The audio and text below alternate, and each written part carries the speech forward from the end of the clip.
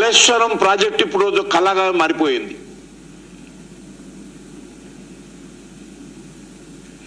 మరి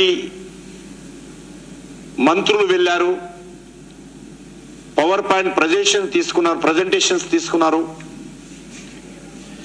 కానీ ప్రాజెక్టు భవిష్యత్తు పట్ల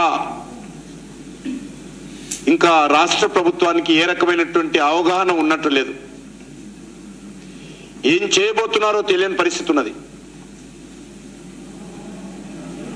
అందుకే నేను ఈరోజు మిగతా అంశాల మీద పోకుండా నేను నేరుగా ముఖ్యమంత్రిని ఒకటే ప్రశ్నిస్తున్నాను, మీకు చిత్తశుద్ధి ఉందా లేదా?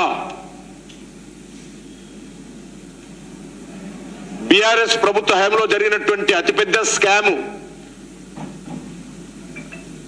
ఈ యొక్క కాళేశ్వరం ప్రాజెక్టు. దీనిపైన సిబిఐ దర్యాప్తుకు అంగీకారమా లేదా? కేంద్రానికి ఉత్తరం రాస్తారా లేదా? దోషులను శిక్ష పడాలని కోరుకుంటున్నారా లేదా? లేక మీకు బీఆర్ఎస్ పార్టీకి మజ్లిస్ పార్టీ మధ్యవర్తిత్వం చేసి ఏమైనా అంగీకారం కుదిర్చిందా? ఈరోజు తెలంగాణ ప్రజలు కోరుకుంటున్నారు.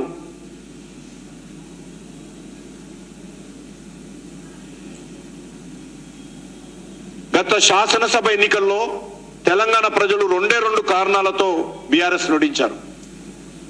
ఒకటి, బీఆర్ఎస్ హయాంలో జరిగినటువంటి అవినీతి. 2, కేసీఆర్ ఒక కుటుంబ పాలన. ఈ 2 అంశాల మీదనే తెలంగాణ ప్రజలకు కాంగ్రెస్ ఓటేశారు తప్ప కాంగ్రెస్ పార్టీ మీద ప్రేమతో కాదు, రాహుల్ గాంధీ మీద విశ్వాసంతో కాదు.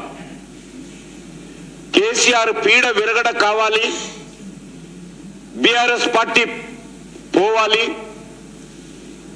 అనేటువంటి ఆలోచనతో ప్రజలు ఓటేస్తే ఈరోజు న్యాయ విచారణ పేరుతో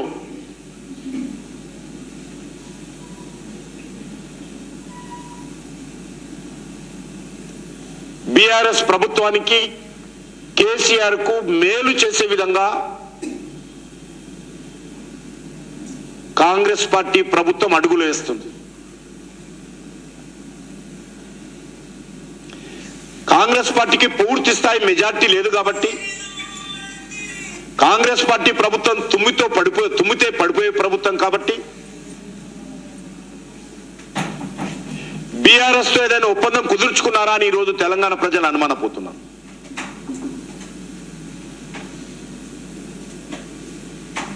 నేను ఫామ్ హౌస్ లో ఉంటాను, నువ్వు ప్రగతి భవన్ లో ఉండు,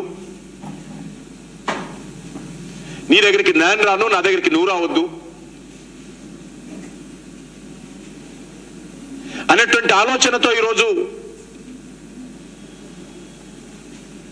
ఈ 2 పార్టీలు, మాజీ ముఖ్యమంత్రి ఇద్దరు కూడా ఏమైనా ఎంఐఎం మధ్యవర్తిత్వంతో అవగాహనకు వచ్చారా? ఈరోజు తెలంగాణ ప్రజలు కోరుకుంటున్నారు, తెలవాల్సిన బాధ్యత ఉన్నది.